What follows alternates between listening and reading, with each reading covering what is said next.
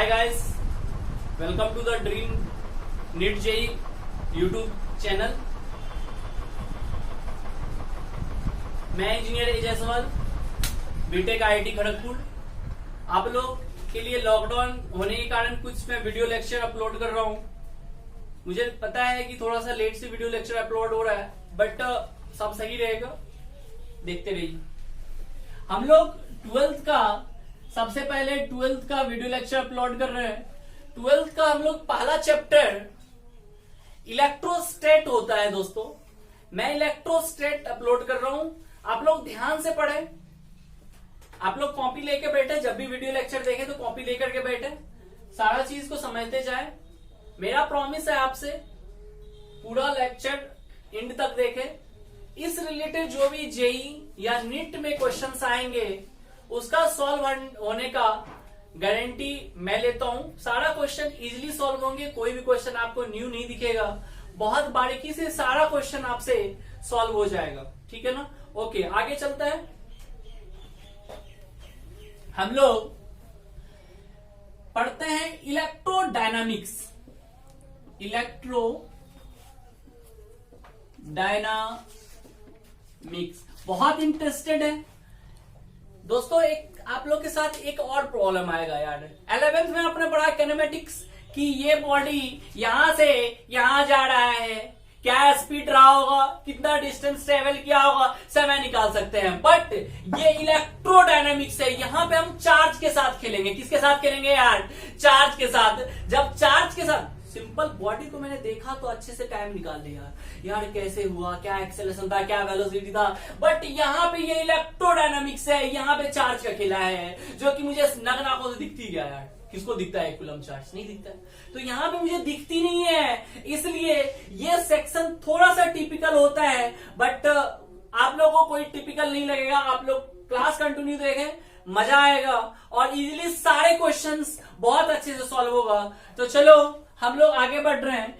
Electrodynamics. Electrodynamics क्या होता है? इलेक्ट्रोडायनामिक्स मैं बोलूं, इलेक्ट्रोडायनामिक्स फिजिक्स का वो संतान है, वो ब्रांच है जिनके अंतर्गत चार्ज के बारे में पढ़ा जाता है। यार गाइस कम अप, किसके बारे में पढ़ा जाता है? चार्ज के बारे में पढ़ा जाता है। यानी कि फिजिक्स का वो ब्रांच जिनके बारे में चार्ज का स्टडी किया जाता है। किसके बारे में? चार्ज के बारे में। ओके, तो आप लोग इसमें लिखे, it is branch of physics. It is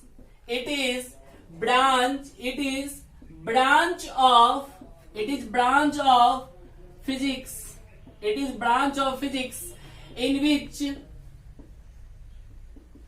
which we deals and study about charge and about नहीं लिखा, study about charge and its phenomenon। Charge and it's phenomena. दोस्तों, चार्ज को आप अंडरलाइन कर लेंगे, यहां पे चार्ज को अंडरलाइन कर लीजिए। तो मेरे साथ बोलो, इलेक्ट्रोडायनामिक्स फिजिक्स का कौन सा पार्ट है जिनके बारे में क्या स्टडी किया जाता है यार? चार्ज का। किसके बारे में क्या स्टडी किया जाता है? चार्ज के बारे में। मतलब ये फिजिक्स का एक ऐसा सेक्शन है जिनके बारे में चार्ज के बारे में पढ़ते हैं अपन। किसके बारे में पढ़ते हैं? चार्ज के बारे में पढ़ते हैं। आप देखिए, इसके कुछ टाइप्स होते हैं। इलेक्ट्रोडायनामिक्स के टाइप होते हैं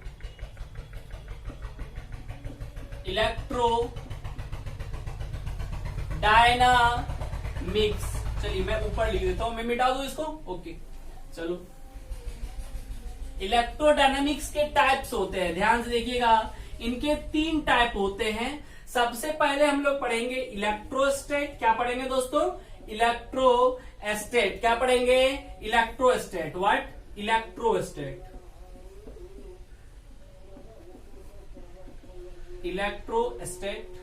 सेकंड होता है मैग्नेटिज्म।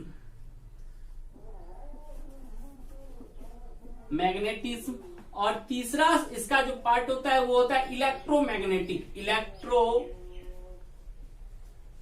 इलेक्ट्रोमैग्नेटिक तीसरा होता है electromagnetic. Electrodynamics there are 3 types, electrostat, magnetism और इलेक्ट्रोमैग्नेटिक। देयर आर 3 टाइप्स, यानी कि इलेक्ट्रोस्टैट के 3 भाग होते हैं। कौन कौन सा? इलेक्ट्रोस्टैट, मैग्नेटिज्म और electromagnetism.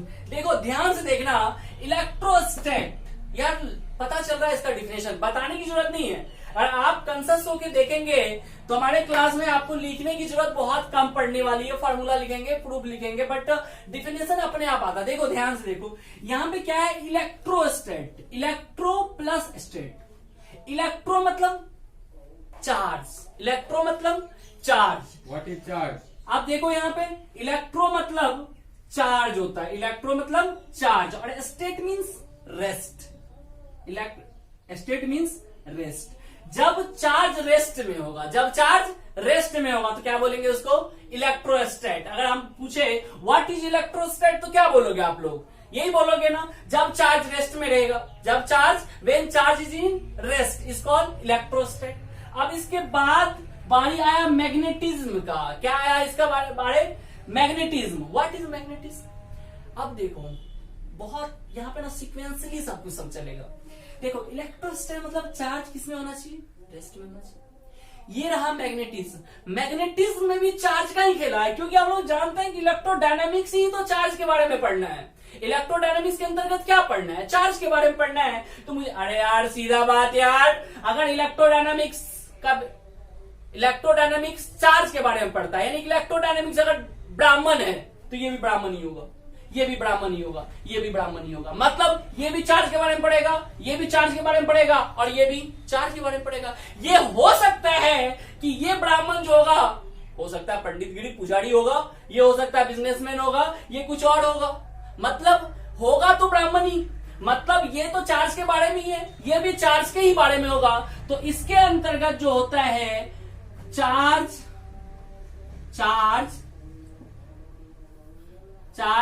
is moving with constant speed। इसी को हम लोग क्या बोल सकते हैं? कांस्टेंट स्पीड को यूनिफॉर्म स्पीड भी इसको बोल सकते हैं। क्या बोलेंगे? Uniform speed. मतलब जब चार्ज रेस्ट में होगा तो इलेक्ट्रोस्टैट होगा। ए यार जल्दी बोलो, जब चार्ज रेस्ट में होगा तो क्या होगा? इलेक्ट्रोस्टैट। जब charge moving with constant speed तो क्या होगा? वो मैग्नेटिज्म होगा। इसका मतलब जब चार्ज कांस्टेंट स्पीड से मूव करेगा तो वो क्या होगा? मैग्नेटिज्म होगा। अब बात आई इलेक्ट्रोमैग्नेटिक की, तो इलेक्ट्रोडायनामिक्स का वो पार्ट है जिनमें चार्ज एक्सेलरेशन में होता है। यार क्या बोला मैंने? एक्सेलरेशन में होता है। एक्सेलरेशन बोले तो नॉन यूनिफॉर्म स्पीड से मूव करेगा। 11th में मैं आप लोगों को पढ़ा चुका हूं ऑफलाइन क्लास में कि इलेक्ट्रोमैग्नेटिक मैंने जब पढ़ाया था नॉन यूनिफॉर्म स्पीड, तो मैंने बताया था जब बॉडी नॉन यूनिफॉर्म में होता है इसका मतलब इसमें एक्सेलरेशन होता है। नॉन यूनिफॉर्म मतलब इसमें एक्सेलरेशन होगा। एक्सेलरेशन क्यों आता है? मान लो पहले सेकंड पे 5 मीटर पर सेकंड जा रहा है, दूसरे पे 7 हो गया, 9 हो गया, मतलब हर एक जगह स्पीड अगर चेंज होगा तो वो हो जाएगा नॉन यूनिफॉर्म। तो इसके अंतर्गत चार्ज किसमें होगा? तो इलेक्ट्रोमैग्नेटिक। लिख लें आप लोग, इलेक्ट्रोमैग्नेटिज्म मैग्नेटिक के अंतर्गत में charge moving with non uniform speed.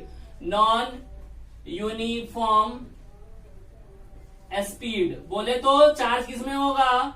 Charge होगा, that means charge is in acceleration. लिख लो यहां पे, that means charge is in acceleration. Charge is in acceleration.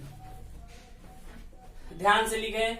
Electro मैं एक बार फिर से रिमाइंड करना चाहता हूं, आप लोग ध्यान से देखें, वीडियो पॉज करें और देखें कि इलेक्ट्रोडायनामिक्स के 3 पार्ट्स होते हैं, इलेक्ट्रोस्टैट, मैग्नेटिक और इलेक्ट्रोमैग्नेटिक। इलेक्ट्रोस्टैट, मैग्नेटिज्म और इलेक्ट्रोमैग्नेटिक। इलेक्ट्रोस्टैट मैग्नेटिज्म और इलेक्ट्रोमैग्नेटिक। इलेक्ट्रोस्टेट क्या पार्ट होता है जिसमें चार्ज क्या हो, रेस्ट में हो। मैग्नेटिज्म में क्या होगा, जब चार्ज कांस्टेंट स्पीड यानी कि यूनिफॉर्म स्पीड से मूव करेगा।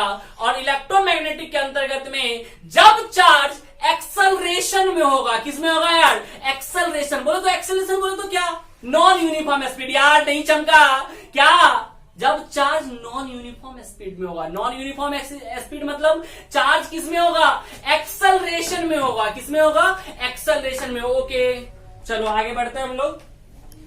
वीडियो पॉज करके नोट कर ले, मैं मिटा रहा हूं इसको। चार्ज का डेफिनेशन कहां बताया, चलिए ओके यार, तभी से मैं ना आया चार्ज ये चार्ज होता क्या है।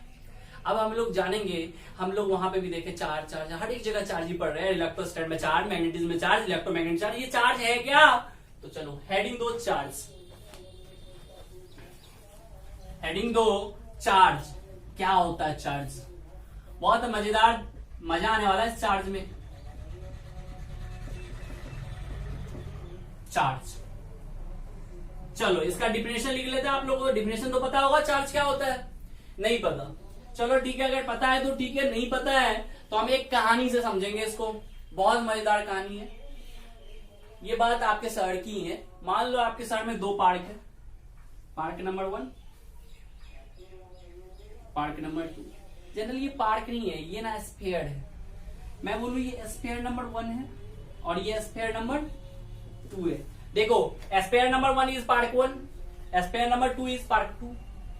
अब मैं बोलूं कि ये पार्क में, अब मैं बोलूं कि स्फीयर है। स्फीयर किससे बना होगा, एटम से बना होगा। स्फीयर किससे बना होगा यार, एटम से बना होगा। और मैं बोलूं कि अगर एटम से बना है तो एटम फ्री स्टेट में क्या होता है, न्यूट्रल होता है। इसे बहुत सारे एटम से बना है, इसका मतलब मैं बोलूं कि ये स्फीयर जो है न्यूट्रल है। इसका मतलब जो भी एटम्स में लगे सारे न्यूट्रल थे। बिल्कुल सिंपल बात है। मैं बोलूं ये न्यूट्रल है, ये न्यूट्रल है। अगर ये न्यूट्रल है, ये न्यूट्रल है। अगर मैं बोलूं एटम न्यूट्रल है, एटम के ऊपर कोई चार्ज नहीं, इसका मतलब क्या, उसके अंदर इलेक्ट्रॉन नहीं होगा। यार ध्यान सुनो, मैं बहुत इंपॉर्टेंट सेक्शन की बात कर रहा हूं।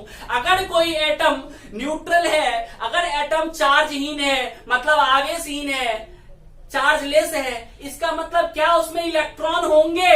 यार बहुत इंपॉर्टेंट सेक्शन। अगर मैं बोलूं एटम न्यूट्रल है तो क्या उसमें इलेक्ट्रॉन होगा ही नहीं होगा, मैं बोलूंगा यस इलेक्ट्रॉन होगा। ऐसा नहीं, बहुत स्टूडेंट ना जोश में आके बोल देंगे यार न्यूट्रल है तो चार्ज नहीं होगा, इलेक्ट्रॉन कहां से होगा साला, नहीं, इलेक्ट्रॉन होगा।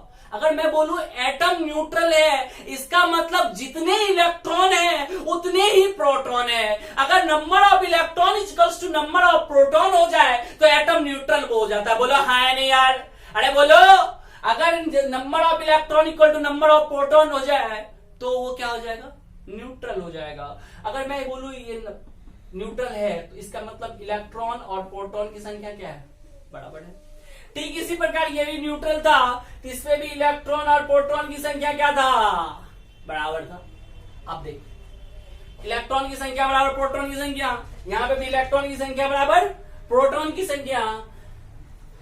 इलेक्ट्रॉन बोले तो लड़की और प्रोटॉन बोले तो लड़का। समझने में मजा आएगा यार। मैंने बोला इलेक्ट्रॉन मतलब लड़की, लिखू लड़की, छोड़ दे, चल लिख लो गर्ल। तो मैंने क्या बोला था दोस्तों, ये एक पार्ट था जिसमें ये भी न्यूट्रल है और ये भी न्यूट्रल है। मैं बोलूं इलेक्ट्रॉन बराबर लड़की और प्रोटॉन बराबर लड़का। मैं ऐसे बोलूं कि एक शहर के 2 पार्ट है, मतलब 2 स्फीयर मान लो इसको। ये स्फीयर जो है पूरा न्यूट्रल है। अगर ये पूरा न्यूट्रल है इसका मतलब number of electron is equals to number of proton होगा। तुम लोग जानते हो यार, अच्छे से जानते हो यार, बोल दो मैं नहीं जानते। Number of electron equal to number of proton होगा और यहां पे भी number of electron is equals to number of proton होगा, क्योंकि ये भी न्यूट्रल है और ये भी न्यूट्रल है। इसका मतलब है कि दोनों पे स्फीयर नंबर 2 सॉरी, इस पे दोनों पे इलेक्ट्रॉन प्रोटॉन यानी कि लड़का लड़की का संख्या बहुत इक्वल है। कुछ देर के बाद उसी शहर के पुलिस को पता चला कि दोनों पे लड़का लड़की। अब देखो मैं बोलूं इलेक्ट्रॉन बराबर प्रोटॉन मतलब कपलिंग है, एक इलेक्ट्रॉन एक प्रोटॉन के साथ, समझ रहा है ना, फीलिंग आ रहा होगा यहाँ। यानी कि नंबर ऑफ इलेक्ट्रॉन यानी कि नंबर ऑफ लड़की नंबर ऑफ लड़का बराबर है, दोनों कपल होकर के पार्क में मस्त बैठे हुए हैं। यहाँ पे भी लड़का लड़की इक्वल है, दोनों पार्क में मस्त बैठे हुए हैं। कहीं से पुलिस आया और बोला ये पार्क सेफ नहीं है लड़की के लिए, और उन्होंने क्या किया, इसमें से 100 लड़की को निकाल के इस पार्क में शिफ्ट कर दिया। मतलब इस स्फीयर से 100 इलेक्ट्रॉन को निकाला और इस स्फीयर पे क्या किया उन्होंने, शिफ्ट कर दिया। अब देखो बेचारा लड़का लड़की बहुत मस्त कपलिंग में बैठा हुआ था, पूरा मस्त मस्ती हो रहा था। यहाँ पे भी इलेक्ट्रॉन प्रोटॉन मतलब लड़का लड़की मस्त बैठा हुआ था। पुलिस ने आया और 100 इलेक्ट्रॉन को निकाल करके इसमें दे दिया। इसका मतलब जैसे ही 100 इलेक्ट्रॉन निकला बेचारा लड़का अलोन हो गया। अब तुम जानते हो कि किसी भी स्फीयर में जो चार्ज होता है ना उसके सरफेस पे होता है। आई नो तुम लोग जानते होगे कि अब देखो जैसे ही इसमें से 100 इलेक्ट्रॉन निकला, इस पे 100 इलेक्ट्रॉन की संख्या क्या हो गई, बढ़ गई, यानी कि ये क्या हो गया, निगेटिव इलेक्ट्रॉन आ गया इसमें। अब जैसे ही 100 इलेक्ट्रॉन इस पे आया, इस पे क्या बच गया, केवल 100 प्रोटॉन बच गया जो सरफेस पे आ जाएगा, यानी कि 100 प्रोटॉन आ गया। देखो दोनों पहले न्यूट्रल था, जैसे ही इसमें से मैंने इलेक्ट्रॉन को निकाल करके यहां पे शिफ्ट किया, इसमें इलेक्ट्रॉन की संख्या बढ़ी, मतलब माइनस चार्ज इसमें बढ़ गया और इसमें क्या आ गया, प्लस चार्ज आ गया। इससे पता चलता है, कंक्लूजन निकलता है कि किसी भी स्फीयर से में इलेक्ट्रॉन की संख्या को बढ़ाओ या इलेक्ट्रॉन की संख्या को घटाओ, चार्ज का जाता है, यानी चार्ज आ जाता है। मतलब efficiency of electron and deficiency of electron is called charge. लिखो जल्दी इसका डिफिनेशन, चार्ज का डिफिनेशन लिखो। Efficiency of electron and efficiency of electron, ये लिख बनाने की जरूरत नहीं है यार, समझाने के लिए मैंने बताया। देखो चार्ज, इलेक्ट्रॉन को निकाला मतलब घटाया, चार्ज आ गया, बढ़ाया फिर भी चार्ज आ गया। मतलब कि इलेक्ट्रॉन की संख्या को घटाओ या इलेक्ट्रॉन की संख्या को बढ़ाओ, चार्ज आ जाता है। ओके ना, क्लियर। चल लिखो इफिशियंसी ऑफ इलेक्ट्रॉन, ये बनाने का है तो बना लो, लेकिन कोई बनाने की जरूरत नहीं है। इफिशियंसी ऑफ इलेक्ट्रॉन और deficiency of electron is called charge. Efficiency of electron और deficiency of electron is called charge. चलो यार, efficiency of electron is called charge. अब चार्ज की बात करेंगे। इलेक्ट्रॉन प्रोटॉन चार्ज कितने प्रकार के होते हैं, 2 प्रकार के होते हैं। कितने प्रकार के होते हैं, 2 प्रकार के होते हैं, ध्यान से देखना। अब इसका हम लोग पहले देख लेते हैं चार्ज क्या कौन कौन सा होता है, इलेक्ट्रॉन और प्रोटॉन। चलो चार्ज क्या होता है इलेक्ट्रॉन का या प्रोटॉन का मैग्नीट्यूड लगभग सेम होता है, प्लस माइनस 1.6 इंटू 10⁻⁻19 कूलम। क्या होता है इलेक्ट्रॉन या proton, plus minus 1.6 into 10⁻⁻19 coulomb. Note कर लो।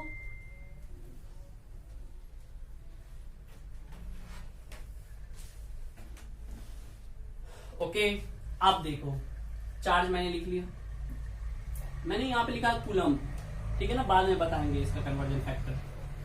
आप देखो मास क्या होता है इलेक्ट्रॉन का, मास ऑफ इलेक्ट्रॉन देखो क्या होता है, और फिर हम लोग पढ़ेंगे मास ऑफ प्रोटॉन पढ़ेंगे और मास ऑफ न्यूट्रॉन पढ़ेंगे और चार्ज ऑफ न्यूट्रॉन पढ़ेंगे। चार्ज ऑफ न्यूट्रॉन का चार्ज क्या होता है यार, 0। न्यूट्रॉन में कोई चार्ज नहीं तो बेटा न्यूट्रल होता है। अब देखो इलेक्ट्रॉन का चार्ज क्या होता है, मास क्या होता है, बोलो नहीं पता। चलो देखो इलेक्ट्रॉन का मास लिख लो 9.11 into 10⁻31 kg। 9.11 into 10⁻31 kg, 9.11 into 10⁻31 kg। याद कर लो यार इसको, बहुत इंपॉर्टेंट है। इसको तुम ना ग्राम में भी लिख सकता है।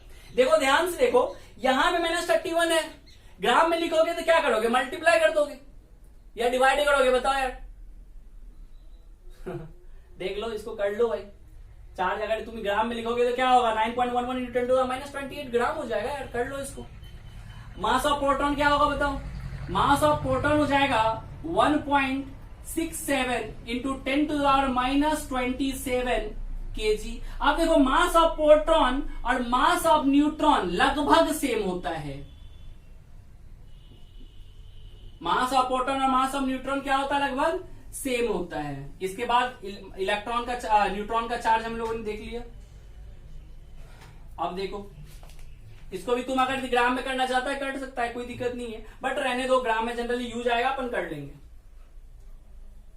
ग्राम में बदलोगे तो क्या करोगे, इसमें 1000 से मल्टीप्लाई कर देंगे, 1000 से जैसे मल्टीप्लाई कर दोगे तो यहाँ पे 10 to the power 3 आ जाएगा ऊपर में, और यहाँ पे -31 है तो वो क्या हो जाएगा 28 हो जाएगा।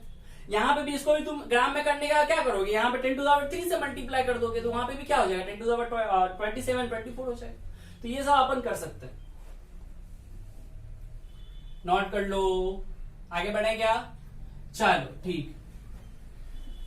अब हम लोगों ने एक चीज तुमने गौर किया, मैंने यहां पे लिखा coulomb.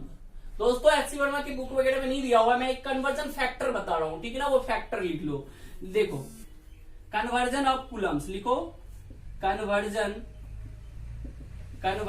Of coulomb, conversion of coulomb बहुत इंपॉर्टेंट है। देखो बहुत इंपॉर्टेंट है, खास करके नीट और जेईई के एग्जाम में हमेशा तुमको ने एसआई सीजीएस यूनिट में ना कुलम का मान पूछ लेता है, बहुत को नहीं पता होता, जिसके कारण ना क्वेश्चन गलत हो जाता है यार। बोर्ड में भी 1 नंबर कभी कभी पूछ देता है इस कन्वर्जन फैक्टर से, तो आप इसे ना अभी याद ही कर ले, ठीक है ना, बहुत अच्छा रहेगा। तो याद है ना 1 कुलम बराबर जो होता है वो होता है 3 × 10 to the power 9 state coulomb. क्या होता है यार 9 स्टेट कुलम। मतलब देखो यहाँ पे 1 coulomb equal to 3 × 10 to the 9 statcoulomb. This is SI unit of charge. What, this is SI unit of charge, this is SI unit of charge. देखो ये हो गया एसआई, ये हो गया सीजीएस। क्या हो गया सीजीएस। देखो साइंटिस्ट ने एक और यूनिट हमको दिया कि 1 coulomb equal to 3 × 10 to the power 9 statcoulomb is equals to 1/10 AB coulomb. इसको बोला जाता है एसआई सीजीएस, इसको इलेक्ट्रोस्टैटिक यूनिट ESU में बोलते हैं, बट जनरली लिख लो, इसका कुछ पता नहीं है, बट ऐसे अगर AB कुलम में बोले तो चेंज कर देना। एसटी मतलब क्या हुआ, statcoulomb, statcoulomb STATA statcoulomb short में लिख दिए। 1 coulomb equal to 3 × 10 to the 9 statcoulomb equal to 1/10 AB coulomb. AB मतलब AB कुलम ऐसे ही, ये AB कुलम एक साइंटिस्ट ने हमको दिया है, उन्होंने अभी तक इसका एक्सप्रेशन नहीं बताया कि AB होता है क्या है। उन्होंने बोल दिया कि 1 coulomb equal to 1/10 AB coulomb होता है। अभी तक इसका खास यूज नहीं होता है, इसलिए जनरली हम लोग इसके बारे में कुछ जानते नहीं है कि AB होता है क्या है, किसी बुक में अभी तक एक्सप्रेस हुआ ही नहीं है। तो आप लोग 1 कुलम इक्वल टू लिख लेंगे 1/10 AB कुलम होता है। आगे जब यूज आएगा, जब कभी इसका डिस्कवर अच्छे से होगा तो हम लोग पढ़ेंगे। ओके मिटाऊं, ठीक है। अब हम लोग चार्ज का प्रॉपर्टी पढ़ेंगे, बहुत मजेदार प्रॉपर्टी है यहाँ पे। प्रॉपर्टी नंबर 1 में पढ़ेंगे। चार्ज कितने प्रकार के होते हैं सब जानता है यार। चार्ज कितने प्रकार के, तो बोलो 2 प्रकार के। पहला होता है प्लस चार्ज और दूसरा होता है माइनस चार्ज। अब इसका क्या प्रॉपर्टी होता है, कुछ इसका इंडिविजुअल प्रॉपर्टी है। इसका प्रॉपर्टी होता है plus plus, minus minus, plus minus, minus plus. याद रखना, ये जिसको नहीं आया नीट का क्वेश्चन या जेईई मेन का क्वेश्चन, जब फिगर वाला आ गया या 2 चार्ज के बीच में फोर्स फाइंड करने के लिए या इलेक्ट्रिक फील्ड फाइंड करने के लिए, पोटेंशियल फाइंड करने के लिए, पोटेंशियल एनर्जी फाइंड करने के लिए, कुछ भी फाइंड कर लिया, एनर्जी फाइंड करने के लिए आएगा, तो ये रिलेशन जब तक हमको नहीं अच्छे से आता है हम वहां पे सोच ही नहीं पाएंगे कहां पे फोर्स कैसे लग रहा है, नहीं लग रहा है। तो ध्यान से देखो, यहां पे मैंने बोला प्लस प्लस, प्लस बोले तो लड़का, ये भी लड़का। अरे लड़का लड़का में क्या होगा, लड़का लड़का, लड़की लड़की, जानता ही यार रिपल्सन होगा। अरे प्लस प्लस में हमेशा रिपल्सन ही तो होता है। रिपल्सन बोले तो दुश्मनी होगी, और क्या, लिख लो दुश्मनी होगी। और यहां पे देखो प्लस माइनस माइनस प्लस, क्या होना चाहिए, अट्रैक्शन यार। अबे लड़का लड़की में क्या होगा, नफरत होगा। प्लस माइनस और माइनस प्लस क्या होना चाहिए, यहाँ पे अट्रैक्शन होगा यार। क्या होगा, अट्रैक्शन। समझ रहे बात को यार, फील आ रही होगी यहाँ पे, बोले तो प्यार, लिख लो प्यार। Plus minus minus plus repulsion यानी कि दुश्मनी, माइनस प्लस प्लस माइनस बोले तो अट्रैक्शन, प्यार। नोट कर, बहुत इंपॉर्टेंट यहाँ पे BVI लगाओ इसको, क्योंकि क्वेश्चन सॉल्व करने में बहुत दिक्कत होती है इसके भी। अगर नहीं सोच पाएंगे तो क्वेश्चन गलत हो जाएगी। आगे बढ़ते हैं, वीडियो पॉज करें, लिखे फिर मिटा डालें। अब हम लोग प्रॉपर्टी नंबर 1 हमने पढ़ा, प्रॉपर्टी नंबर 2 पढ़ते। बहुत इंटरेस्टेड प्रॉपर्टी सब है यहाँ पे, आप लोग देखेंगे बहुत मजा आएगा। आप यहाँ पे वो सारे प्रॉपर्टी देखेंगे जो आपने कभी आज तक देखा ही नहीं है, और वो सब प्रॉपर्टी का मैं फील करवाऊंगा कि कैसे प्रॉपर्टी, मतलब बहुत सारे प्रॉपर्टी आएंगे, टेंशन ना लीजिए। आज के लेक्चर है पूरा प्रॉपर्टी हम बता के जाएंगे। प्रॉपर्टी लिखिए, प्रॉपर्टीज में एक नंबर का प्रॉपर्टीज हम लोगों ने देख लिया। 2 नंबर का प्रॉपर्टी देखिएगा, लिखिए, सीधा बात है। मैं एक एग्जांपल देना चाह रहा हूं। क्या आत्मा के बिना आदमी जिंदा रह सकता है? किसी ने बोल रहा है हाँ, नहीं रह सकता यार, आत्मा के बिना आदमी जिंदा नहीं रह सकता। ठीक उसी प्रकार मास के बिना चार्ज भी नहीं रह सकता। इसका मतलब charge is depends on mass, without mass charge not exist. ध्यान से सुनो, चार्ज इज, लिखो प्रॉपर्टी नंबर 2 में पूछेगा, बोर्ड में 5 नंबर में पूछता है कभी कभी कि प्रॉपर्टी लिखे, 4-5 प्रॉपर्टी लिख दो, और एक प्रॉपर्टी डायरेक्ट क्वेश्चन आता है यार। क्वांटाइजेशन ऑफ चार्ज इसी का प्रॉपर्टी होता है, कंजर्वेशन ऑफ चार्ज इसी का प्रॉपर्टी होता है। कंजर्वेशन ऑफ चार्ज से पिछले साल भी क्वेश्चन आया था जेईई मेन में। चलो ध्यान से देखो, charge does not exist, charge does not exist, charge does not exist without mass. लिखो, charge does not exist without mass, charge does not exist without mass. Property number 2 में लिखो, charge does not exist without mass. Okay, property number 3, चलो मैं मिटाऊंगा नहीं, पूरा board ओढ़ूंगा तब मिटाऊंगा। Property number 3 क्या होता है? देखो, मैंने बोला charge does not exist without mass. Next property होता है, तुम लोग खुद से बताओ, क्या चार्ज स्पीड पे डिपेंड करता है? सोचो सोचो सोचो, चार्ज क्या स्पीड पे डिपेंड कर सकता है?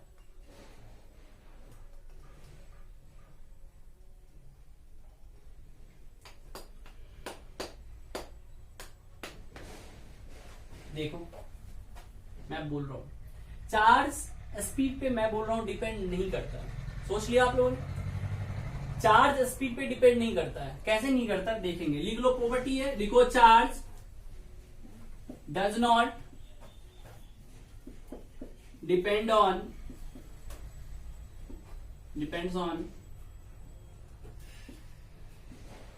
On speed. मैं एग्जांपल लेना चाहता हूं एक एटम का। ध्यान से देखो, ये एटम है, इसके अंदर क्या होगा? न्यूक्लियस। ये मान लो फर्स्ट सेल। देखो, इस न्यूक्लियस में क्या क्या है? प्रोटॉन और न्यूट्रॉन। इसमें क्या है? इलेक्ट्रॉन रिवॉल्व कर रहे हैं यार। इसमें कितने होंगे? 8 होंगे। ध्यान से देखो भाई, ये न्यूक्लियस है, 2 इलेक्ट्रॉन है पहले सेल में, दूसरे सेल में 8 इलेक्ट्रॉन है। आप लोग को पता है कि न्यूक्लियस के, हम लोग मॉडर्न फिजिक्स से बहुत अच्छे से पढ़ेंगे, बट अभी मैं थोड़ा बता देता हूं। न्यूक्लियस के चारों ओर इलेक्ट्रॉन रिवॉल्व करता है। ये रिवॉल्व करता है, एक सेल एक ऑर्बिट में रिवॉल्व करता है, और रिवॉल्व करता है तो इस इलेक्ट्रॉन पे सेंटर के द्वारा एक फोर्स लगता है, सेंट्रीपिटल फोर्स, आप लोग जानते हैं। और ये जो घूमता है तो इसकी स्पीड क्या होती है? बहुत फास्ट होती है। मैं ऐसा हो पॉसिबल तो नहीं है, बट मैं अगर ऐसा कहूं कि मैं इस इलेक्ट्रॉन के स्पीड को और बढ़ा दूं, real life not possible, but मैं अगर इलेक्ट्रॉन के स्पीड को और बढ़ा दूं तो क्या इलेक्ट्रॉन प्रोटॉन बन जाएगा? नहीं। ये देखो, ये तो चार्ज रेस्ट में है ना, ये तो रेस्ट में, ये तो स्पीड पे डिपेंड नहीं कर रहा, क्योंकि ये भी तो चार्ज ही है। ये अगर स्पीड पे डिपेंड नहीं कर रहा तो इलेक्ट्रॉन को भी घुमाएंगे तो उसके मैग्नीट्यूड पे कोई फर्क नहीं पड़ेगा। इसका मतलब charge does not exist without mass, यानी कि सॉरी विदाउट स्पीड, यानी कि चार्ज जो है does not depend, sorry charge does not depends on speed. Charge जो है स्पीड पे डिपेंड नहीं करता है, ठीक है ना। यहां से हम लोग समझ सकते हैं प्रोटॉन का स्पीड नहीं होता, इसलिए स्पीड पे डिपेंड नहीं होता करता है। इसको आप लिख ले। और चौथा में देखते हैं, अच्छा एक बात यार, थोड़ा 1 मिनट का सुनो। अगर चार्ज स्पीड पे डिपेंड नहीं करता है तो मैं आप लोगों से पूछना चाह रहा हूं, क्या मास स्पीड पे डिपेंड करेगा? मॉडर्न फिजिक्स में इसको बहुत डीपली हम लोग पढ़ते हैं कि मास स्पीड पे डिपेंड करता है या नहीं करता है। मैं आप लोगों से पूछना चाहता हूं, क्या मास स्पीड पे डिपेंड कर रहा है? यार जल्दी बोलो, मास स्पीड पे डिपेंड करेगा क्या? मैं बोल रहा हूं मास स्पीड पे डिपेंड करेगा, और आप भी जानते हैं मास स्पीड पे डिपेंड करेगा। तो ये एक प्रॉपर्टी लिख ही लीजिए, ठीक है ना। ऐसे ही लिख लो स्टार लगा के, mass is depends on speed. मैं इसको प्रूव कर दूं, चल मैं प्रूव करता हूं। सीधा बात, गांव के भाषा में ये एक लड़का है 50 केजी का और ये है एक 70 केजी का। देखो ये 50 केजी का है, आगे यहां पे 100 का हीरो ऐसे उठाया और फेंक दिया। मैं फेंक सकता हूं लोग? आप देखो ये 70 केजी वाला है, दोनों को उठा के फेंका इक्वल फोर्स से, कौन ज्यादा दूर जाएगा? जिसका मास कम होगा। सीधा यार 5 केजी का तुरंत फेंक दिया, ये 50 केजी का फेंक नहीं पाएंगे अच्छे से। मतलब जिसका मास कम है वो ज्यादा दूर जाएगा, मतलब ज्यादा स्पीड भी जाएगा, बहुत जल्दी जाएगा। तो जिसका मास कम हो उसका स्पीड ज्यादा होगा। इसका मतलब मास किस पे डिपेंड कर रहा है यार? स्पीड पे डिपेंड कर रहा है। मास किस पे डिपेंड कर रहा है? स्पीड पे। मास किस पे डिपेंड कर रहा है? स्पीड पे। क्यों डिपेंड कर रहा है? यहां दिख रहा है। अब चलो ये तो रहा हमारा जनरल पार्टिकल नेचर्स के आधार पे हम लोगों ने ये बोला डिपेंड करता है। चलो हम लोग आइंस्टाइन के अनुसार देखते हैं क्या मास स्पीड पे डिपेंड करता है। आइंस्टाइन ने एक इक्वेशन दिया था, इक्वेशन ऐसा था कि m is equals to m0 root under 1 minus v square upon c square. This equation is called, लिख लेंगे आप लोग, this equation is called mass equivalent relation. Einstein mass equivalent relation इसको बोलते हैं, लिख लो इसके बारे में। ये होता है आइंस्टाइन मास इक्विवेलेंट रिलेशन। इसमें होता है this m is mass of the body, real mass of the body. जब बॉडी मान लो ये मास है तब जब आदमी मूविंग मास है, मतलब जब आदमी जा रहा है, ये मूविंग मास है। ये मास मतलब जिस स्टेट में रहेगा वो मास उस अनुसार आएगा। ये m0 जो है ये रेस्ट मास है, जब बॉडी रेस्ट में है। ये v क्या है? उस बॉडी जब जा रहा है तो उसका स्पीड क्या है? और ये c क्या है? स्पीड ऑफ लाइट है। क्या है? Speed of light. इसके बारे में सबके बारे में लिखे m0 equal to rest mass. What यार? m0 इक्वल टू रेस्ट मास। बोलो m0 रेस्ट मास है। कैपिटल M क्या है? मूविंग मास बोलो या एक्चुअल मास बोलो, दोनों बात बराबर पड़ती है, यानी इसको लिख दो मूविंग मास। लिखो इसको यार मूविंग मास। सारे जहां से अच्छा लिखो इसको moving mass. This velocity is equal to speed of the body. क्या? Speed of the body. Writing बहुत सुंदर है। सी बराबर स्पीड ऑफ लाइट।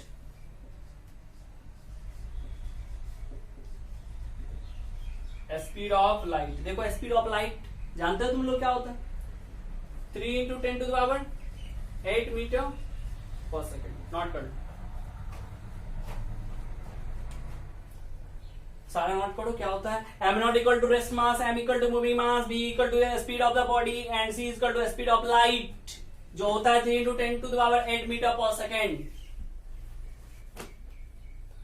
अब मैं तुमको फील करवाता हूं, ध्यान से देखना, बहुत मजा आने वाला है। इतना मजा आएगा ना कि सोच भी नहीं सकता यार। मटन चिकन में इतना मजा नहीं है जितना मजा यहाँ पे अभी। देखते रहो खाली। मैंने क्या किया, एक लड़का को लिया। चंदन सुन रहा है ना, तुम्ही को बोल रहा। देखो ये एक लड़का है, इस लड़के का मास मान लेते हैं 60 केजी का है। ओके, मेरा मन किया कि इस लड़का को मैं स्पीड ऑफ लाइट से दिल्ली भेजूं। मजा आ गया सुनने में। स्पीड ऑफ लाइट से मैं इसको दिल्ली भेजना चाहता हूं, यानी कि 1 सेकेंड में कितना किलोमीटर पर सेकेंड, यानी कि पर सेकेंड कितना मीटर जाना चाहिए? 3 into 10 to the power 8 metre पर सेकेंड के स्पीड से मैंने इसको दिल्ली भेजा, मतलब स्पीड ऑफ लाइट दे दिया। व्हाट क्या दिया मैंने? स्पीड ऑफ लाइट से इसको मूव किया। क्या होने वाला देखते रहना खाली। यहाँ पे देखो ये m है, इसका जो मूविंग मास जो निकलेगा वो आएगा। यहाँ पे m0 मानते हैं, इसका m0 60 केजी का वेट है। जब बेचारा ये रुका हुआ है तो कितना है? 60 केजी का, यानी कि m0 है यहाँ पे 60 केजी का। ये देखो रूट अंडर कितना है इसका 1 माइनस, मैंने इसका वेलोसिटी क्या दिया था? 60 केजी का था ये। इसका मैंने स्पीड v बराबर जो था 3 इंटू 10 टू द पावर 8 दे दिया, मतलब इसका वैल्यू c दे दिया मीटर पर सेकेंड। यानी कि मैंने इसके वेलोसिटी को स्पीड ऑफ लाइट से मूव किया, मतलब v बराबर c मीटर पर सेकेंड, यानी कि c कितना है? 3 into 10 to the power 8 metre पर second. 3 into 10 to the power 8 metre पर सेकेंड बोले तो क्या? c। क्या होने वाला देखो, ध्यान से देखो यार, ध्यान से देखो क्या होने वाला है। कि जब मैं इस आदमी को स्पीड ऑफ लाइट से मैंने मूव किया तो क्या होगा, 1 माइनस v की जगह पे क्या आ जाएगा अब c का स्क्वायर, और यहाँ पे नीचे में c का स्क्वायर ऑलरेडी है, c स्क्वायर से c स्क्वायर कटा, यानी कि 1 माइनस 1 कितना होगा 0। यार बोलो क्या होगा 0, यानी कि m बराबर अब हो जाएगा 60 अपॉन रूट अंडर 1 माइनस 1, क्या हो गया 0, यानी 60 अपॉन 0 बराबर इंफिनिटी।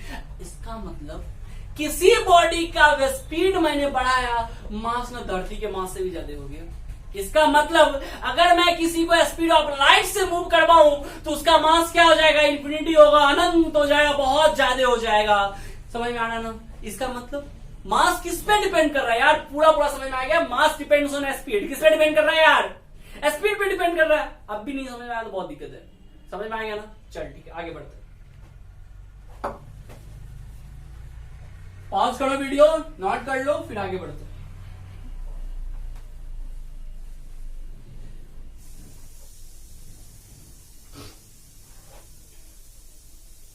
अब हम लोग प्रॉपर्टी नंबर नेक्स्ट चलते हैं। प्रॉपर्टी नंबर कितना पढ़ रहे थे हम लोग, 4 पढ़ेंगे ना? ओके, प्रॉपर्टी नंबर 4 पढ़ते हैं। लिखो इसमें quantisation of charge, quantisation charge लिखो, quantisation of charge, quantisation of charge. इसमें लिखो चार्ज इज, लिखो ध्यान से, charge is quantized, charge is quantise. Charge क्या होता है बाबू, क्वांटाइज्ड होता है। तो साइंटिस्ट ने बोला था क्वांटाइजेशन ऑफ चार्ज, बीबीआई लगाओ इससे बोर्ड के लिए, बीबीआई बोर्ड में बहुत इंपॉर्टेंट है।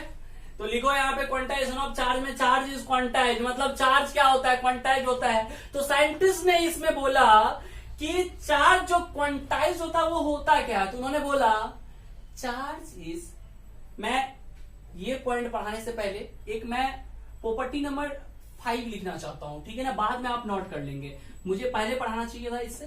प्रॉपर्टी नंबर 5, प्रॉपर्टी नंबर 4 इसको कर लीजिए, 5 ये रहने दीजिए, ओके ना? सॉरी, लिखिए इसमें smallest unit of charge, property number 5 में लिखिए स्मॉलेस्ट यूनिट ऑफ चार्ज। लिखो, मैं लिखा देता हूं, लिखो smallest unit of charge is electron. यही होता है इसका स्मॉलेस्ट यूनिट। क्या होता है smallest unit of charge is electron. Property number 4, smallest unit of charge is electron. Charge का स्मॉलेस्ट यूनिट क्या होता है भाई, इलेक्ट्रॉन होता है। यार बहुत सारे क्वेश्चन में यूज आने वाला है कि स्मॉलेस्ट यूनिट ऑफ चार्ज क्या होता है, तो मैं बोलूं स्मॉलेस्ट यूनिट ऑफ चार्ज क्या होता है, इलेक्ट्रॉन होता है। चार्ज का सबसे छोटा यूनिट इकाई क्या होता है, इलेक्ट्रॉन होता है। चार्ज को नापने के लिए, मापने के लिए जो हम सबसे स्मॉलेस्ट यूनिट का यूज करेंगे अपने फिजिक्स में, वो करेंगे हम लोग क्या बाबू, इलेक्ट्रॉन करेंगे। बहुत इंपॉर्टेंट है ये क्वेश्चन। आईआईटी ने 1997 में इस प्रॉपर्टी पे एक क्वेश्चन उन्होंने पूछ लिया था। मैं पढ़ाऊंगा, जब कुलम्स लॉ पढ़ाएंगे तो उस पर वो क्वेश्चन आएगा कि स्मॉलेस्ट यूनिट ऑफ चार्ज पे एक क्वेश्चन ने आईआईटी ने पूछ लिया, और बहुत ही सरल क्वेश्चन था। आप लोगों को करवाऊंगा, हंसी आएगा यार, इतना इजी क्वेश्चन आईआईटी पूछ लेता है, लेकिन हमेशा नहीं पूछता है। चलो ध्यान से देखो, चार्ज इज क्वांटाइज्ड, मतलब चार्ज क्वांटाइज होता है। इसके अंतर्गत उन्होंने बोला, साइंटिस्ट ने, कि चार्ज इज, ध्यान सुनो यार, charge is integral multiple of its smallest unit. क्या बोले हम, charge is integral multiple of its smallest unit. Charge is integral multiple of its smallest unit. यार नहीं चंगा तुम्हें, charge is smallest unit of its smallest unit, मतलब charge जो है, चार्ज की सबसे छोटी इकाई क्या होती है, इलेक्ट्रॉन होती है, ठीक है ना? आगे लिखो, charge is smallest unit of, charge का स्मॉलेस्ट यूनिट क्या होता है, इलेक्ट्रॉन होता है। देखो चार्ज, आप इसमें लिखो इसमें क्वांटाइजेशन ऑफ चार्ज में, charge is integral multiple of integral multiple of its smallest unit. मतलब चार्ज जो है उसको हम लोग डिनोट करते हैं, चार्ज को किससे डिनोट करते हैं, क्यू से दे दे वहां पे। क्यू बराबर क्या हो जाएगा, देखो charge is smallest unit, integral multiple, integral बोले तो एन, इंटीग्रल बोले तो एन, और स्मॉलेस्ट यूनिट बोले तो इलेक्ट्रॉन। तो क्यू बराबर क्या हो गया, एन इंटू ई। आप देखो इंटीजर क्या हो सकता है, प्लस भी हो सकता है माइनस भी हो सकता है, तो प्लस माइनस कुछ भी हो सकता है। क्यू बराबर क्या होगा, plus minus n e. Charge is integral multiple of its smallest unit. तो यहां तक आप लिख ले, चार्ज बराबर प्लस माइनस एन ई। अब यहाँ पे एन क्या हो सकता है बाबू, 1 हो सकता है, 2 हो सकता है, 3 हो सकता है, 4 हो सकता है, 5/2 नहीं हो सकता क्योंकि ये इंटीजर नहीं। 7/2 नहीं हो सकता। क्या हो सकता है, केवल इंटीजर। -2 हो सकता है क्या, हाँ होगा। -3 हो सकता है क्या, होगा। ये होगा, ये होगा, ये होगा, ये होगा, ये दोनों नहीं होगा, ठीक है ना। नोट कर ले, क्या 3/2 हो सकता है, नहीं हो सकता। जल्दी करो यार, नोट कर लो इसको, बहुत इंपॉर्टेंट सेक्शन है, नोट कीजिए।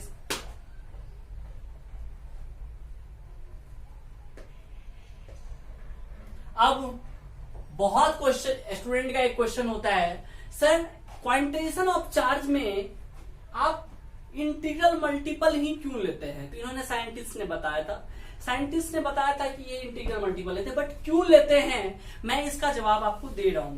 प्रूफ तो बुक पे नहीं लिखा हुआ है, बट मैं इसके बारे में मैं आपको बता रहा हूं। आप इसको नोट कर ले, पॉज करके, मैं मिटा के फिर से बताता हूं, बहुत ही मजा आने वाला है, नोट कीजिए। चलिए देखिए, मैंने बेटा बताया कि Q बराबर प्लस माइनस एनी, एन होना चाहिए, n belongs to integer number, q नहीं होना चाहिए फ्रैक्शन में।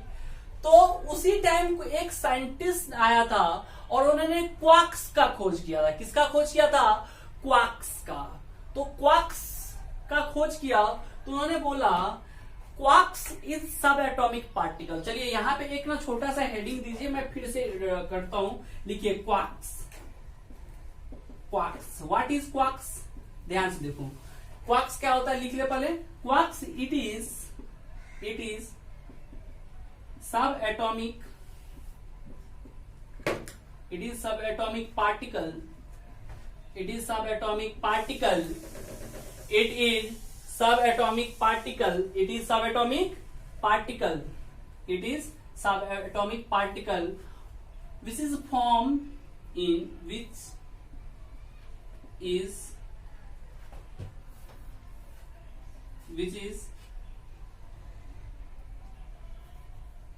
in fraction of electron, which is the fraction of electron, जो किस में होना चाहिए, इलेक्ट्रॉन के फ्रैक्शन में होना चाहिए। यानी कि Q बराबर क्या होना चाहिए बाबू, देखो ध्यान से, फ्रैक्शन में होना चाहिए। तो फ्रैक्शन में क्या होगा आप ही बताओ, Q बराबर 3/2e, देखो ना इलेक्ट्रॉन का फ्रैक्शन है e/2, 5e/7, कुछ भी etc, मतलब फ्रैक्शन में होना चाहिए। तो उन्होंने बोला कि आप जो इलेक्ट्रॉन को, ध्यान सुनना बाबू, उन्होंने बोला आपने जो इलेक्ट्रॉन को स्मॉलेस्ट यूनिट माना है, क्या मैं एक क्वार्क्स, एक सब एटॉमिक पार्टिकल का मैंने खोज किया है जो कि इलेक्ट्रॉन के फ्रैक्शन में होता है, आप इसे स्मॉलेस्ट यूनिट माने। तो बोला ठीक है भाई प्रूव करके दे। तो उन्होंने प्रूव करके नहीं दिया, और वो प्रूव करके नहीं दिया, और उन्होंने बताया सॉरी क्वार्क्स जो है एक सब एटॉमिक पार्टिकल होता है। क्वार्क्स क्या होता है, एक सब एटॉमिक पार्टिकल होता है, बट रियल में ये क्वांटम फिजिक्स में यूज नहीं होता है। किस में यूज नहीं होता है, इट इज नॉट यूजिंग या does not use in quantum physics. ये किस में यूज नहीं होता है, क्वांटम फिजिक्स के अंतर्गत क्वार्क्स का यूज नहीं होता है, इसलिए ये सही नहीं हो पाया। तो हमारे पास क्या रह गया, इंटीजर प्लस इंटीजर रह गया, ये फ्रैक्शन नहीं आ पाया। तो ये लिखने के बाद नीचे में लिखो, यहाँ पे बहुत इंपॉर्टेंट सेक्शन बेटा, यहाँ पे लिखिए कि लिखो यहाँ पे इट इज, लिखो It is not found. It does not applicable. It does not applicable for quantum physics. Quantum physics ये किसमें यूज नहीं होता हमारा? क्वांटम फिजिक्स में इसका यूज नहीं हुआ, इसलिए हम लोगों ने इसको क्या किए? छोड़ दिए। ठीक है ना, इसका यूज क्वांटम फिजिक्स में नहीं हो पाया, इसलिए हम इसको आगे कंटिन्यू नहीं करेंगे। जब इसका यूज क्वांटम फिजिक्स में नहीं हो पाया तो इसको कंटिन्यू नहीं करेंगे, तो हमारा जो रह गया, क्या रह गया बताओ आप ही? हमारे पास क्या रह गया? अब हमारे पास बस रह गया क्यू बराबर प्लस माइनस एन ई, क्योंकि n जो है फ्रैक्शन में तो हो नहीं सकता, यानी कि क्वार्क्स तो हो नहीं सकता है। ये एक हमारा रीजन है n इंटीजर होने का। दूसरा रीजन हम आपको एक और बता रहे हैं, बहुत इंपॉर्टेंट, जो कि हमारे हायर स्टडीज जब आप हायर इसी क्लास में भी हम लोग पढ़ सकते हैं। मॉडर्न फिजिक्स जब आप पढ़ेंगे तो वहां पे होगा। आप लोग जानते हैं लाइट एनर्जी वाले क्वांटा, देखिए यहाँ पे क्वांटा बोले तो फोटोन, क्या फोटोन, फोटोन बोले तो packet of light energy. What? Packet of light energy, packet of light energy. आप देखिए पैकेट ऑफ लाइट एनर्जी जो हो, मार्कर चेंज कर लीजिए। पैकेट ऑफ लाइट एनर्जी जो होता है, मैं बता रहा हूं, एक मिनट ध्यान सुनो। पैकेट ऑफ लाइट एनर्जी जो होता है वो क्या होता है? Packet of light energy is always integer form में आएगा। तुम ही बताओ कोई पैकेट कैसे आएगा? पैकेट जैसे मान लो ये लाइट बढ़ रही है, लाइट अभी चली गई, मान लो ये लाइट बढ़ रही है, तो लाइट से कैसे आएगा? लाइट से जो लाइट का एनर्जी आता है वो एक पैकेट के रूप में, बंडल के रूप में आता है, जिसको हम लोग फोटोन